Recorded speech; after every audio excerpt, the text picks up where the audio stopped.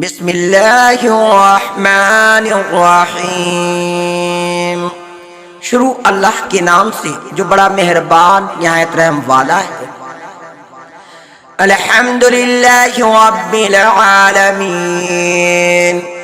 تمام قسم کی تعریف اس اللہ کے لیے ہے جو کائنات کا رب ہے۔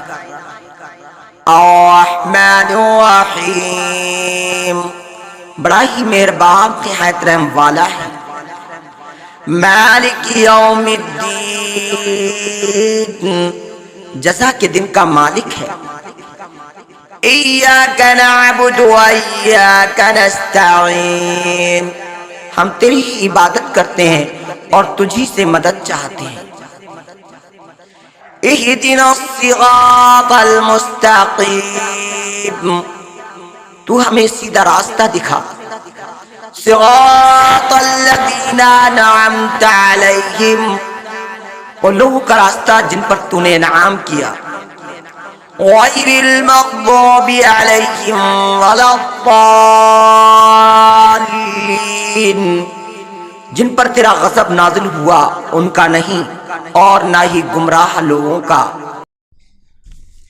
محترم ناظرین، ہمارے Ubaid motivational Islamic story channel پر آپ کی خدمت میں قرآن مقدس کا ترجمہ پیش کیا جائے گا، لہذا اب تمام ہی حضرات سے گزارش ہے اور ناظرین سے گزارش ہے کہ زیادہ سے زیادہ ہماری ویڈیو کو جو ہے شیئر کریں، لائک کریں اور سبسکرائب کریں، چونکہ ہمارے اس چینل پر قرآن مقدس جیسی عظیم کتاب جو اللہ تعالیٰ کی کتاب ہے، جس میں کوئی شک نہیں، جس کے اندر خود کہا گیا ہے لا ریب فیہ، اس کے اندر کوئی شک نہیں ہے، لہذا اس کتاب کا ترجمہ آپ کی خدمت میں پیش کیا جا رہا ہے تاکہ آپ کو یہ پتہ چلے کہ اللہ تبارک و تعالیٰ نے اس قرآن مقدس میں ہمارے لیے کیا باتیں رکھی ہیں اور کیا اللہ تبارک و تعالیٰ نے ہمیں سمجھایا ہے اور کیا بتایا ہے، ہمیں کس طرح عمل کرنا چاہیے۔